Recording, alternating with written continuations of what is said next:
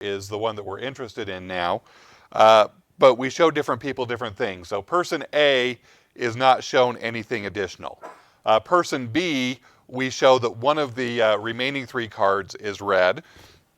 And person C, we show that one of the 3 remaining cards is black.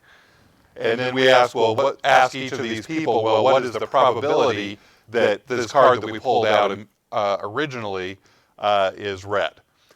So to person A, using just that information, they haven't seen anything additional. They knew that 2 of the cards were red, 2 of the cards were black. So 2 out of 4 is the same as 1/2. And so their probability would be about 1/2. Person B, however, saw that one of the remaining cards was still red.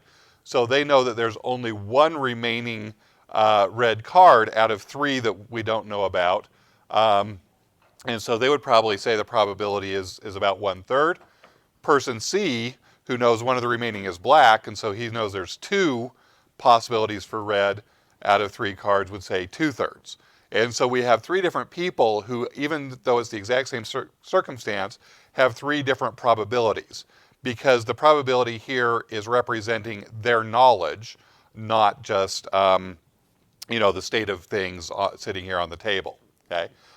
Now you can actually bring in other knowledge as well. So if somebody, in seeing me, mix up the cards, had noticed that maybe I didn't mix them up very well, and they had a pretty good feel for which card I pulled out, they might say, well, I think there's a 70% chance that it's red and 30% chance that it's black because of what they saw.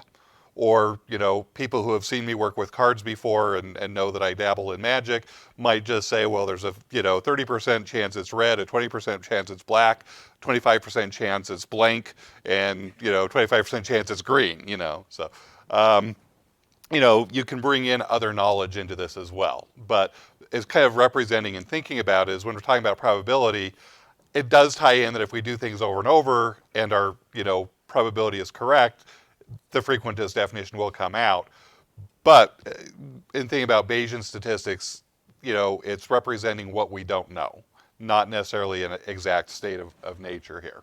Okay. So in Bayesian statistics, there's kind of 3 main steps, or different ways to do that. But basically, we're going to develop a model of how the data are related to parameters of interest.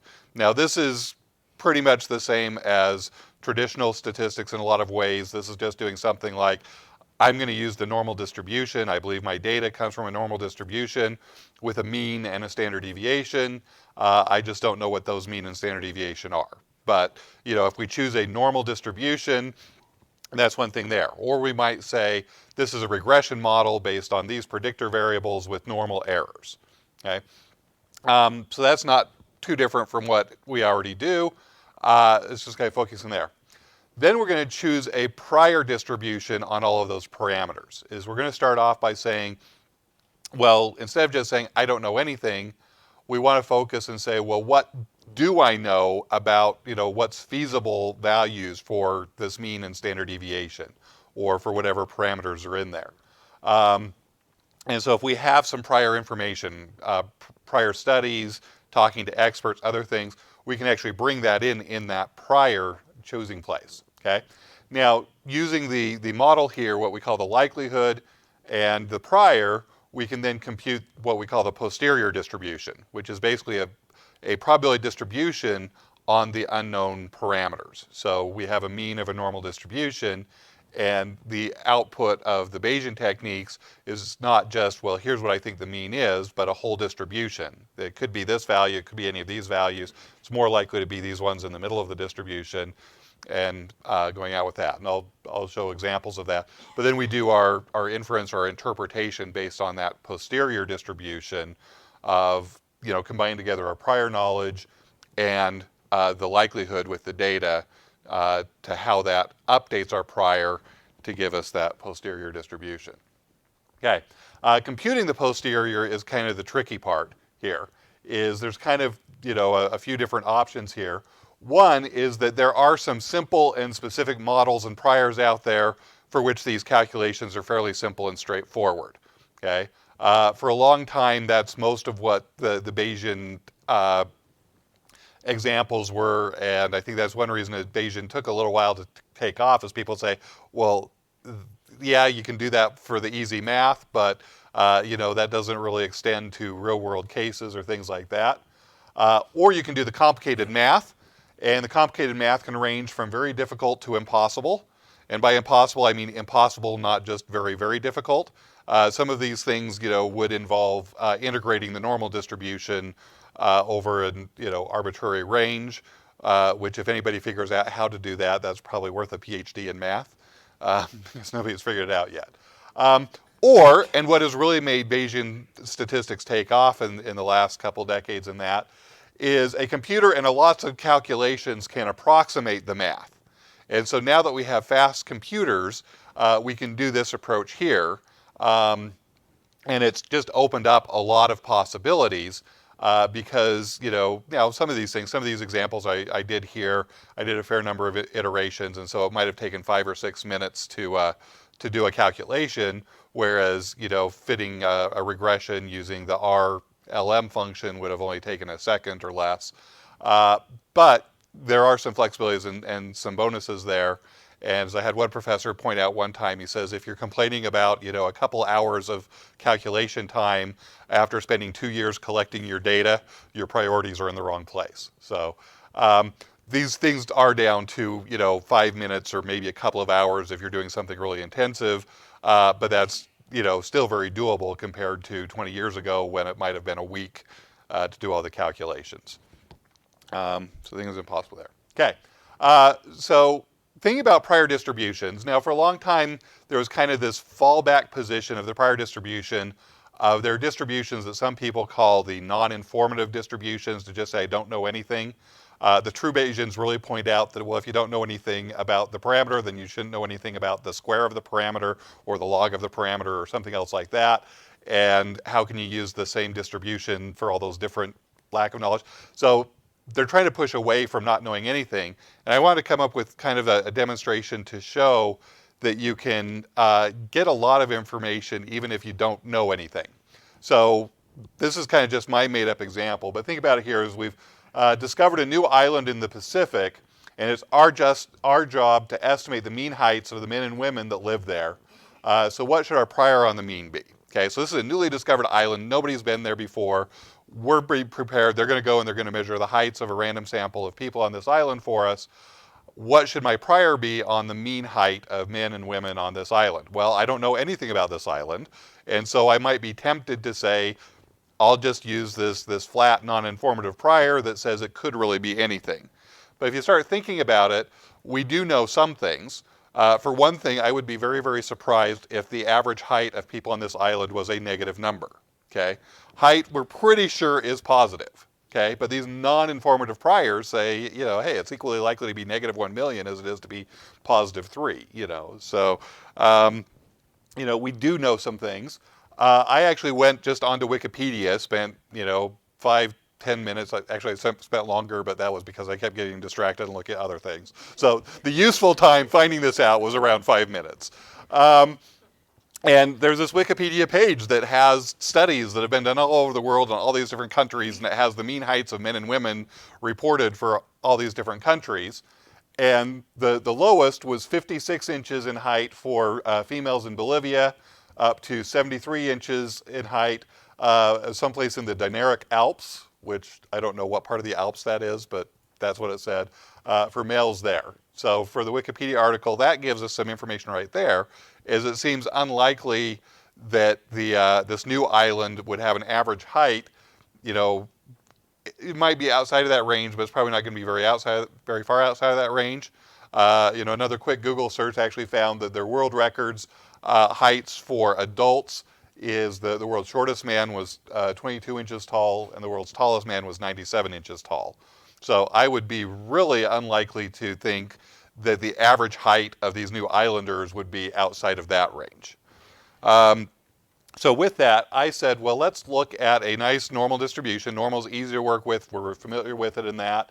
And I tried a few different values with round values in that. And I found if I said a mean of 65 inches and a standard deviation of 10 inches, then that gives me this curve here, which gives me about 60% of the area of the normal curve between that 56 and 73, which I already established as kind of the extreme means from that Wikipedia article, and then the world records down at 22 and 97 are really unlikely to be there. Um, if I wanted to give myself a little bit more wiggle room, I could go with like a T distribution, centered and rescaled, 3 degrees of freedom. Now we're down to only 54% in here. But I am saying I'm going to give my prior estimation is I'm saying I have about 1.2% probability that the mean could be less than the world record shortest height, and about a 2.5% probability that is greater than the world record height. So that would give me even more flexibility. So, and with the computational tools, it's not really that different whether I use the normal or the T or whatever. And so this is kind of representing. And so I can come up with a couple of prior distributions that really represent, some knowledge with just a few minutes here of, what's likely to be here. And I'll actually get to some examples here that show actually how this benefits us using this informative prior. And this is not a strong prior, but it just says, it's not going to be negative. It's not going to be, really huge. It's going to be somewhere in that range. Okay. But I have another demonstration I want to show, and to kind of show the idea of updating with this as we update our data. And so the idea here is think about, we're working for NASA or somebody. We've sent out a deep space probe. We found an inhabitable planet. And one thing we're interested in is on this planet is what proportion of the surface is covered with land versus water, so that we can help prepare our invasion force, our exploratory teams as they go and do this. So here's our planet that we'll use to do the simulation. Excuse me for a minute while I blow up the world.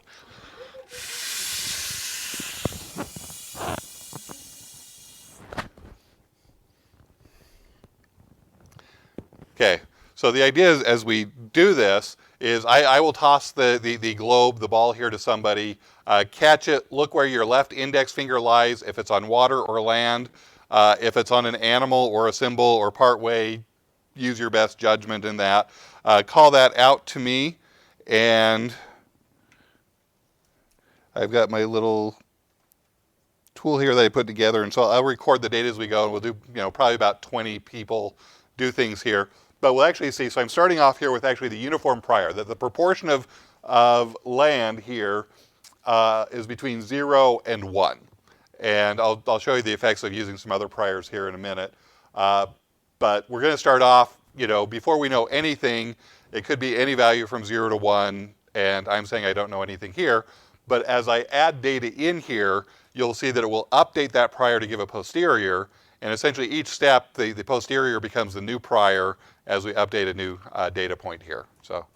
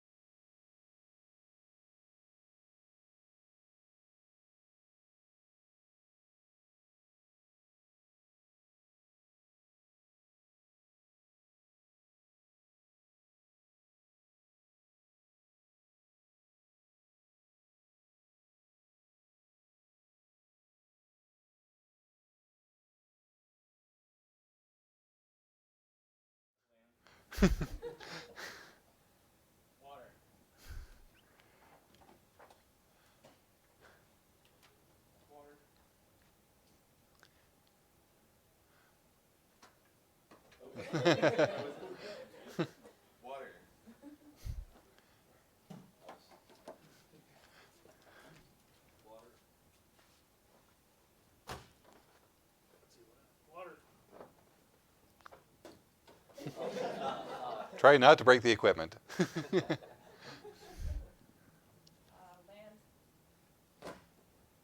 Water. Water. Let's do 3 more. Water.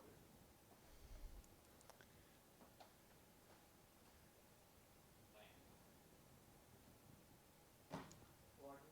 Water. Okay. Let's just stop there. Okay. So we'll do one more. So we had 13 waters and 8 lands.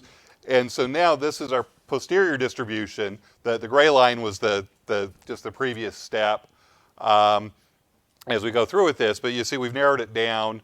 So what's 8 divided by 21? Let's be a little bit more than 1/3 or 30%. So about 35% or so. Not exactly, but you can see our posterior here is now centered there. And it's really clear. I mean, even if we go back, and I'm going to roll this back to when we only had one data point here. Our first data point was land, and so it immediately said the probability of there being 0% land is now 0. Okay, there's got to be at least some land because we saw some land, so it can't be 0%. And it put more weight on there being, high amounts of land than not. Then as we increased a little bit more, we got a water there, so now it can't be 0% land, but it can't be 100% land either. So it's got to be somewhere in the middle. And as we, increased our data points, it represents the different amounts here. And so our posterior here is that, we can look at the mean, the median, or the mode of the posterior. Actually, sometimes we look at all of those. But they're all around, in that 35%. But then we could also look at kind of the central 80% or central 95% to get, our interval estimate of where that proportion would be. With only 21 data points, we're not going to narrow it down a whole lot. If we kept doing this, we'd get, more and more precision. But I also want to show kind of the effect of some of the different priors we could have used. So I have this tab here, and this is all using the data that you guys just helped me collect here. So this was the uniform prior, and so the rightmost panel is the posterior for that. If we came down here, and this was a beta prior that said, well, I don't think it's the extremes, but I think it's somewhere in the middle. And you can see our posterior here is actually a little bit narrower than it was with the uniform, because our data and our prior matched, and it said, oh, that information we have, it makes it a little bit narrower. But we could use a prior, so this is a beta prior with a U shape, where I'm starting off saying I think there's a high probability that it's all water or all land, and only a little bit of probability that it's somewhere in the middle. But the data contradicted my prior and said, no, with about 35%, we really think it's here. But if we looked at those carefully, you'd actually see that they spread out a little bit more from that. But we could put in lots of different priors where I think, it's mostly water or mostly land, and those are going to affect the posterior a little bit. But there's kind of this effect is when we don't have very much data at all, the prior really plays into this a lot. But as we get more and more data, the prior becomes less and less important, and the data really drives it. I have a couple others. The exception, though, is if I have 0 prior probability, it will force 0 posterior probability as well. So here's a prior where I said, I think there's 0% chance that it's less than 50% land and equal for anything above that. And so you can see when we get to the posterior, it has a hard cutoff there, because when you multiply by 0, it stays 0. So we can't have anything there. So it tried to pile up as much of that probability mass as it could against that 0.5, because the data suggests that it's less than 50% land. But my prior said that it has to be at least 50% land. So here my posterior is piling up as much as it can against that 50% boundary, just to try and reconcile those as much as possible. Here I did the other way, where I say it has to be less than 50% land. And that matches a lot more. Sorry, here. You do see it kind of does this little cutoff here, but there wasn't a lot of area there anyways. So the mode isn't affected very much, but the mean, by forcing this part to be 0, it will move the mean of the posterior down a little bit, which is one of the reasons it's actually good to look at the mean, the median, and the mode for all of these, okay? This is a Laplace prior that has kind of a pointy center, and you can see it gives the more pointy there. Or we could have even done a discrete prior, where here I'm saying I have probabilities associated with 10%, 20%, 30%, but I've got 0 for 11, 12, 13, 14%. So I'm only going to let it put posterior mass at certain points, and I get a posterior that looks similar here. It's still centering here highest at about 40 30 and 40%, and lower around there. So we can do different things with those and compare kind of the effects of the priors on a lot of those different things. Okay, let's maximize this again. Okay. So I showed it there. Okay, so let's actually look at this. Moving away from that, going back to the height data, if we're thinking about this island here, I actually took a sample of 10 and a sample of 1,000, each of men and women, just from the NHANES data set to represent what we find on this island. And I compared it to what we'd get from a traditional t-test here. So with a sample size of 10, so not very much data, the t-test said that the average of my data set was 70.2, but a confidence interval that it could be anywhere from 76.6 to 72.8 for the males. The Bayes approach using the normal prior that I showed, which carries some information but not a huge amount of information, gave me an estimate of 70.1. Remember that prior it had its mean at 65. So it did pull the mean down slightly, but not by very much. And the Bayesian interval, Bayesians like to call it a credible interval instead of a confidence interval, just so that they're not using the same terminology as frequentists, I think. But you can see that they're actually fairly comparable here, where everything matches nicely. So for females, we have the 62.7 and 62.7. Those actually match a lot closer. And I can look at the difference here. So this would be the two sample t-test versus for the Bayesian model here. I can show you the actual code I used. I fit a normal distribution to the males and a separate normal distribution to the females, but then I said, for the posterior means, show me the difference. And so you see, very similar, but not exactly matching for that. When we get to 1,000 data points, they're actually much closer to each other. If you go at a few more few more decimal points, they don't match exactly, but the data is really dominating the prior here, and so you're not going to see much difference between these things here. Okay, here's the actual posterior distributions when I do this. So X was the males, Y was the females. Probably should have done that the other way, but so you can see here. So before I had kind of the mean and the interval, but here you can see the whole distribution. This height data was reasonably normal, so using the normal model made sense. And so you can see the posteriors here came out looking pretty normal as well. So this is for the males, this is for the females.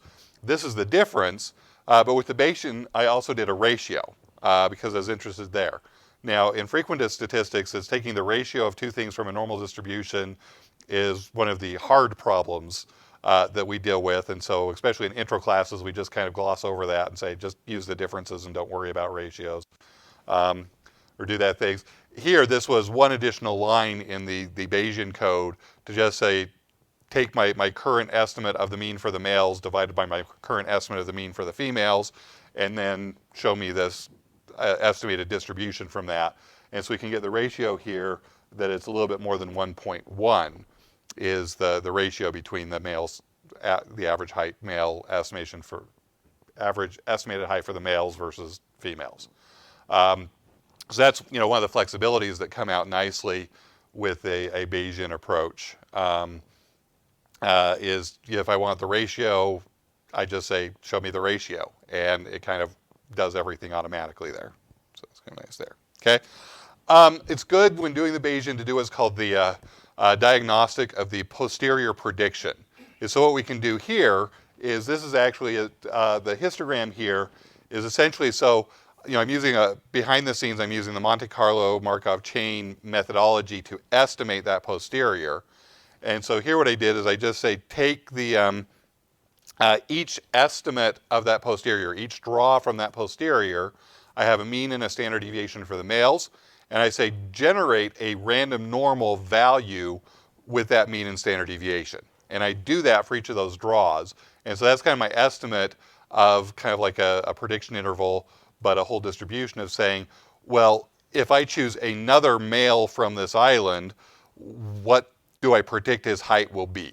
And so the histogram gives me that distribution, and then the 10 blue lines are the actual heights of the males that were in this data set. And so we can see that they are centered nicely. We do have a few pieces out here where there is some data. There's a whole bunch of iterations here, and so we do have some data out in some predictions out in the tail saying it could be way out here. We just didn't observe this because this is only 10 people. And so this tells me that my model is probably reasonable, that my data is not contradicting, the actual observed data isn't contradicting my predictions of what should have happened. And this is now the females that look similar. This is the males where I have all 1,000 samples here, so you can see a lot of density here in the middle, getting fewer out here. I jittered them a little bit, but it's still kind of dense there. We are seeing a few observed values out here in the tails, but the tail does extend out there, so they're not surprising at all. Okay, and then the females again with 1,000. Okay, there's some other plots we can do fairly automatically. So for all of these, I actually used the package rstan, which is an interface between R and another program called Stan. Where I do everything in R, the package then packages up the data the right way, sends it to Stan. Stan does all the computations, sends the results back to R, and then R makes all the nice plots and all of that as well. So here we can see these are kind of estimates, and unfortunately the bottom of the plot got cut off, so we don't have an axis here. But here's kind of a mean and interval so there's the mean of the males, the mean of the females, the standard deviation of the males, the standard deviation of the females, the difference, and the ratio. So this is just the kind of the default plot. If I say, my object that I created, I just say plot that. This is the plot that came out. There's also the density. I can do what's called the trace plot. This is showing the what happened over time. It would actually ran 4 different chains simultaneously. There's some nice diagnostics that come out by doing multiple chains, as well as you can see that they match each other. Mostly these are kind of just randomly bouncing around, which is what we expect to see. And so, nothing really to be concerned about from there. If you see it getting kind of stuck in an area or switching somewhere, then you need to worry that, well, maybe it didn't mix long enough, maybe I didn't do enough iterations, and you look at things. But where it's just random all over the place, that's what we hope to see. Here's kind of the standard output. So for each of these variables, it gives me the mean of the posterior, the standard deviation of the posterior. I haven't quite figured out what this standard error piece here is what we usually think of the standard error is more the standard deviation.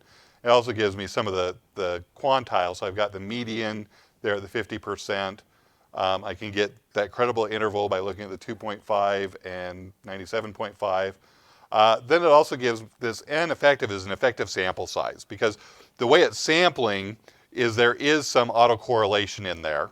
And so it actually can compute that autocorrelation, and it says that while I ran this, I think there were a total of 20,000 iterations, is that because of the autocorrelation, it's effectively about 14,000, which is still pretty good. If this number is only a couple of hundred, then it's not mixing very well. It's over 10,000 for each of these, so that's usually plenty for this. And then this R hat is another diagnostic where it compares between those different chains. And those different chains all started with different initial values. And if you have something where your model isn't well specified, we could have one chain that started up here and stays up here, and another chain that starts down here and stays down here, and the data isn't able to correct that. And so it says, well, kind of how does that variation within a chain compare between chains?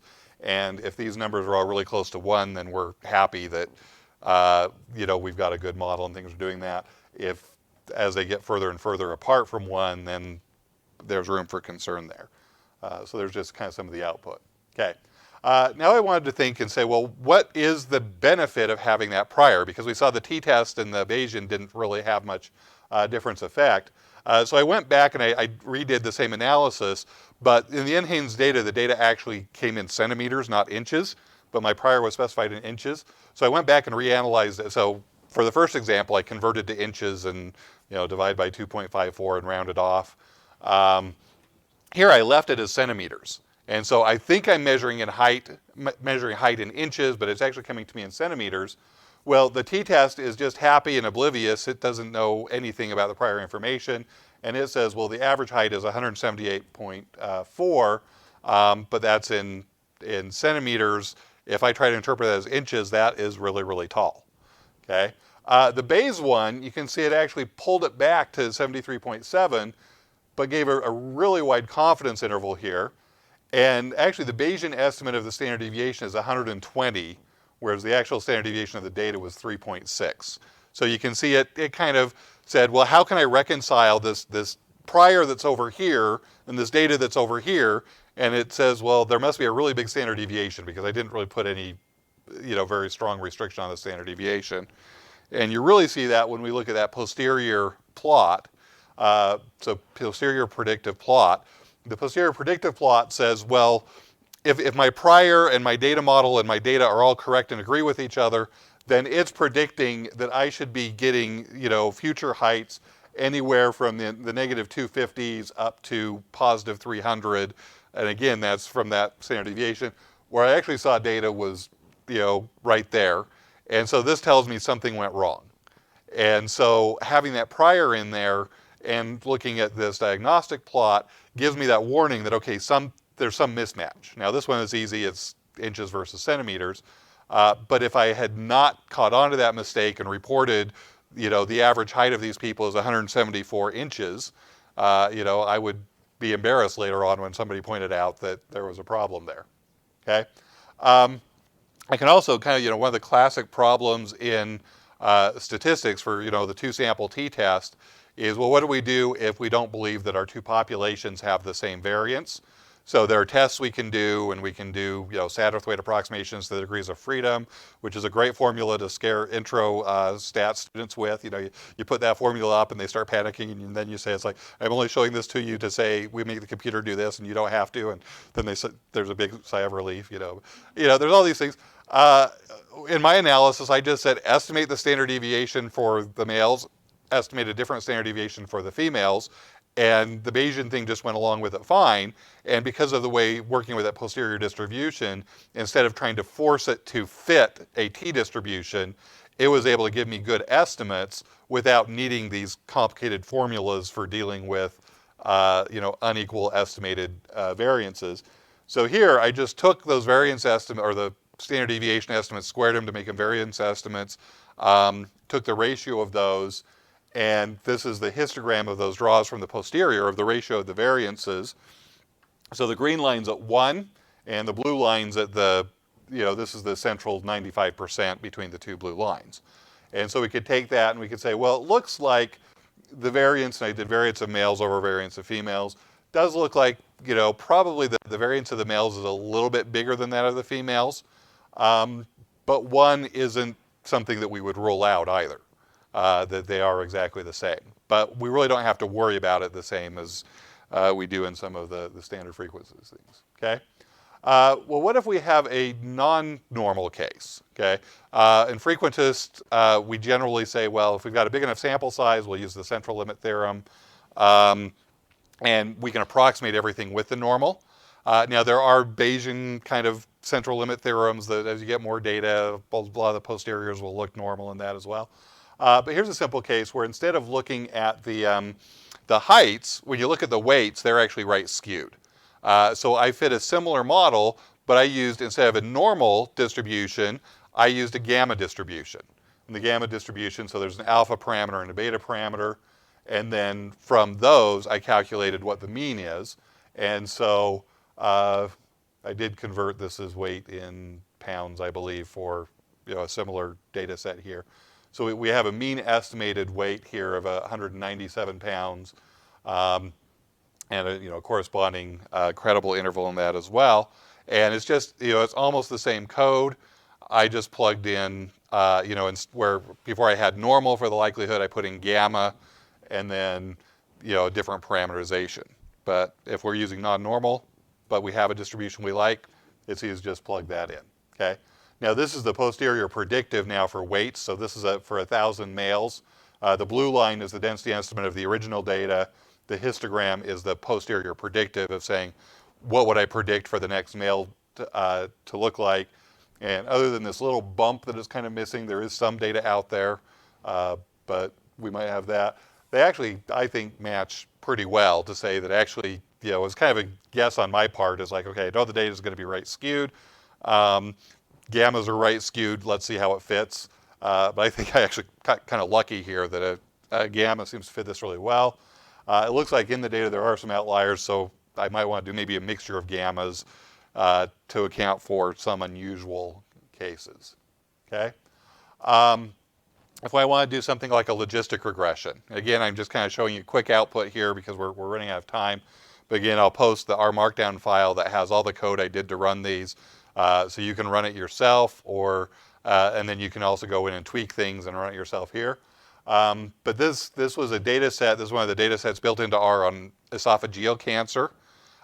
So the Y variable here was essentially a count of people. This was actually a case control study, but so it's the count of people who did have esophageal cancer versus those who didn't, based on, so the first X was kind of an age variable, a variable measuring how much alcohol they drank, and a variable how much tobacco they used.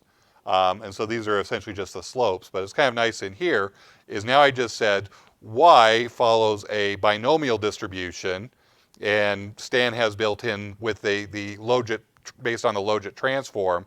So it's a binomial distribution based on the logit transform of beta naught plus beta 1 times x1 plus beta 2 times x2 plus beta 3 times x3.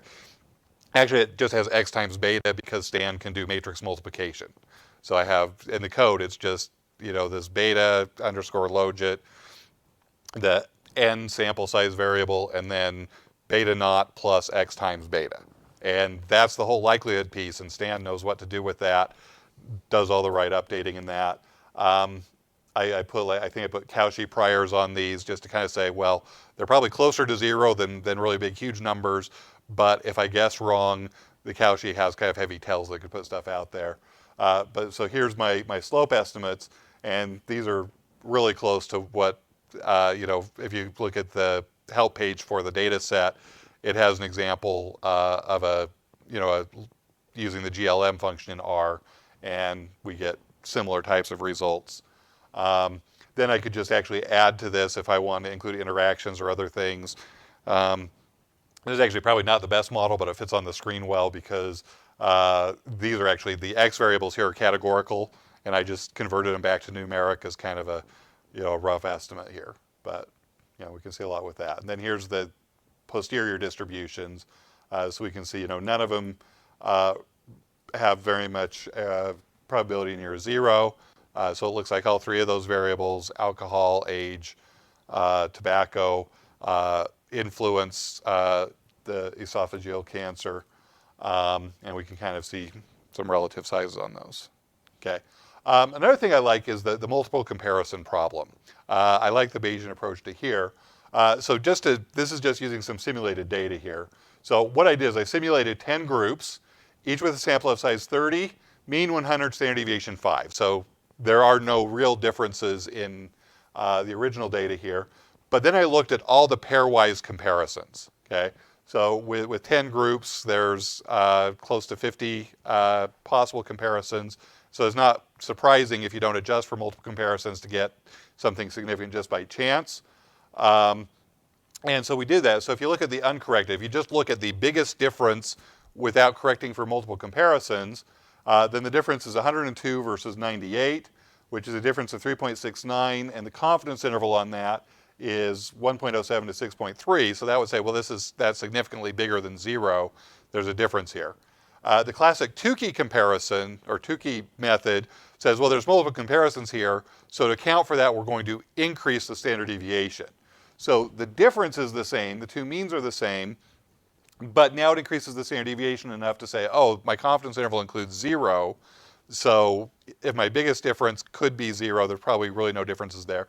So Tukey does the right thing in saying, hey, there's not a real difference, but it's still not completely satisfying because it's just increasing the standard deviation, and we have less precise there. The Bayesian hierarchical model, instead what it does is instead of taking the raw data or the raw mean of each group, is it says, well, what if all these means come from a distribution, but that distribution has its own hierarchical prior, and so it tries to fit there. And so what it does is it actually shrinks those extreme means back towards the center as well. So it does a regression towards the mean effect as well. And so we get a credible interval here that includes 0, but our difference is also probably a little bit more meaningful as to saying, well, this 102, because this is simulated data, I know that these are as extreme as they are due to pure chance. And so the Bayesian hierarchical model says, well, I'll take into account the data, but I'll take into account that these things could be more similar to each other and things look extreme by chance, and it shrinks them back in towards that overall mean. And so these means are going to be closer to the truth than just these observed ones.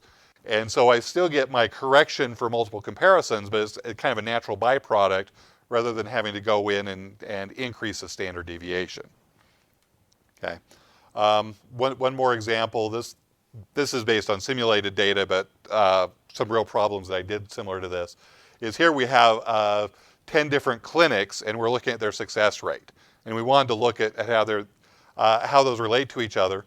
But some of the clinics, so this number up here is the sample size we're working with. So the smallest clinic, we only had 10 observations from there, whereas the biggest clinic, we had 1,000 observations. And when you're comparing clinics like this, or sometimes it's like, well, hey, if I only got 10 observations, one bad outcome is going to increase my percentage by 10%. Whereas for the 1,000, one unusual case doesn't have much of an effect as well. The green line here is if we just kind of pooled everything together. It's pulled down here because these with really high proportions or really high sample sizes are going to pull down more than these with the lower ones. But fitting as a hierarchical model where we say, okay, each of these percentages, we're going to fit a percentage to each clinic, but we're also going to say that they come from a hierarchical distribution with its own parameters that we're going to estimate. And so we get this, again, this regression to this mean or this pulling here. And you can see the really extreme values get pulled more. The small sample size ones get pulled more. This one doesn't get pulled very much at all because we have 1,000 cases there.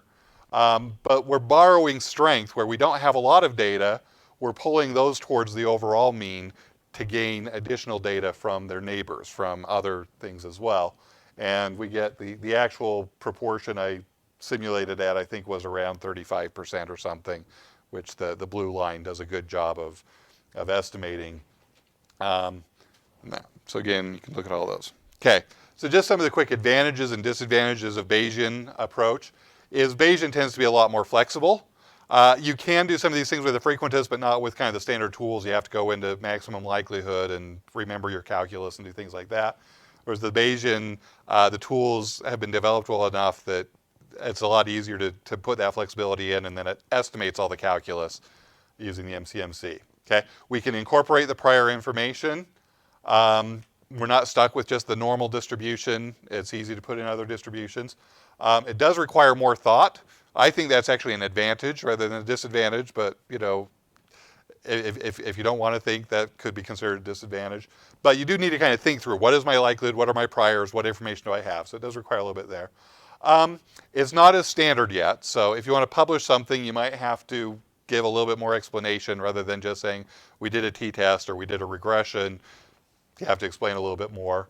And sometimes the analysis time is longer, though I've had some frequentist analyses that have stalled on me and have been taking forever, and the Bayesian actually still just took half an hour or so. Okay, if you want to learn more, 2 books that I really recommend. The Theory That Would Not Die is kind of it's a lighter but historical look at how Bayesian statistics developed back from the Reverend Thomas Bayes in the 1700s up to current things.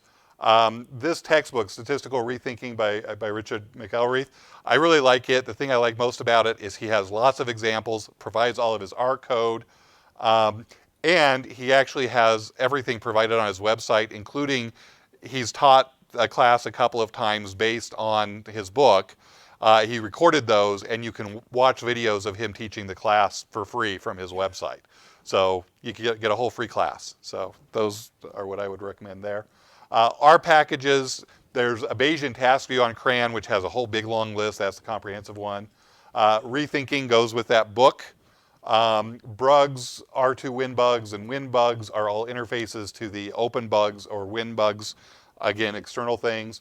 RStan is the one that I'm using most nowadays.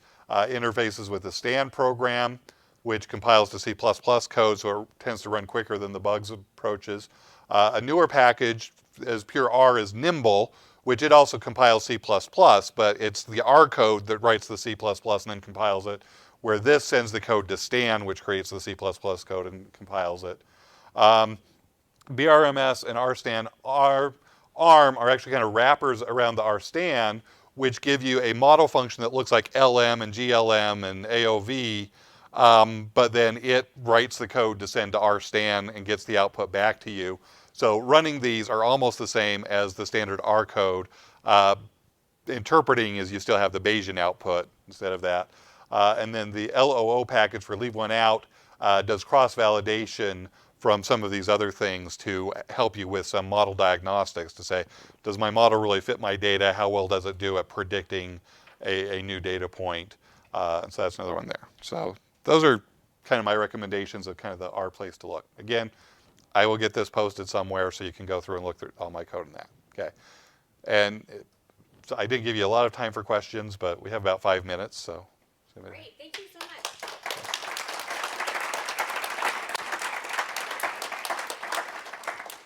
Awesome, so I do think we have a bit of time for some questions before we wrap up.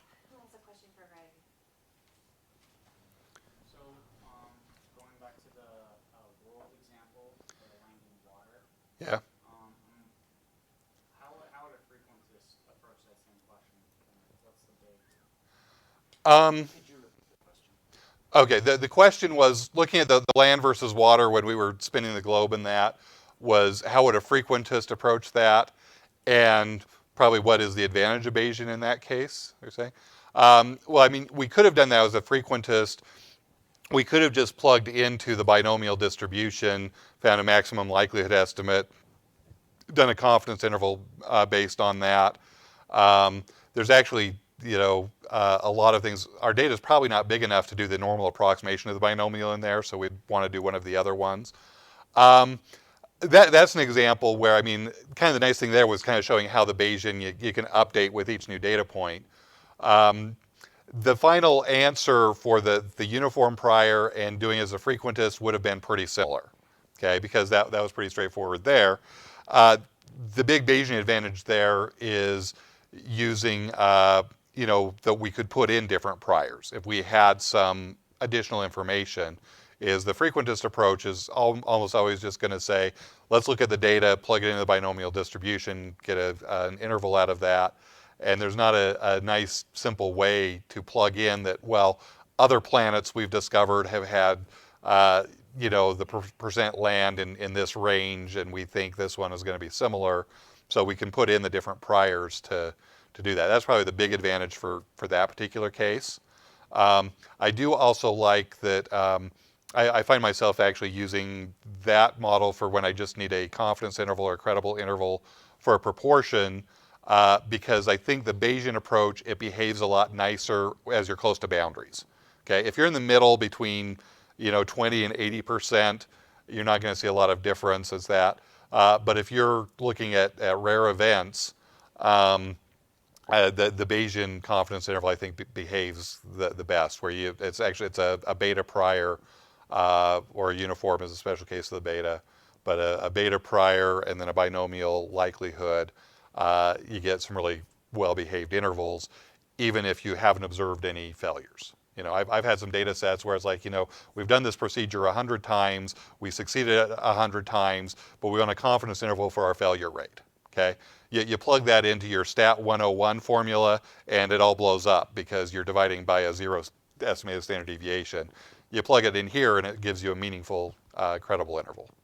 Yeah, so related to that, in all my interactions with people of Bayesian persuasions, I've had people say oh, you're misunderstanding the credible interval. It's so different on a philosophical level, right? From what your understanding of confidence intervals what maybe this is too much to try to get into, but like what? So if you could say succinctly, what is a good way to understand the Bayesian credible interval? Well, here's where I differ from some of the pure Bayesians, is I think that once you get into the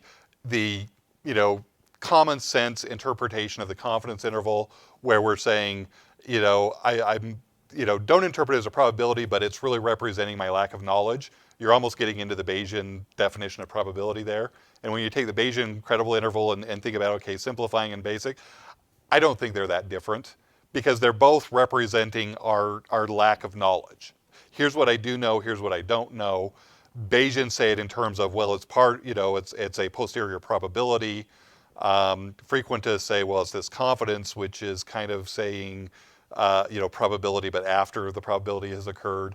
And, I think when you get into the layman's terms of really understanding what they're both saying, I think those two move to be pretty much the same thing. You do need to recognize that, the Bayesian is going to be influenced by choice of prior. And so, Bayesians say, well, don't look at the same coverage. Frequentists like to say, well, I can simulate this and I can produce 1,000 confidence intervals and 95% of them contain the true mean. Bayesians, for some reason, balk at doing that, even though their intervals would do that the same, unless they put in a really strong prior. Now, if they put in a really strong prior that's correct, they'll actually have better coverage. But if they put in a really strong prior that's incorrect, it will ruin that coverage, and maybe that's why. But I don't see them that different. And maybe that's because I haven't had enough Bayesian stuff pounded in my head, or maybe it's because I'm a pragmatist and see them both as useful. Yeah. Okay, awesome. So we're right at 1 right now, so we'll wrap it up. Maybe Greg can be around for a little bit. Yeah. Do you have another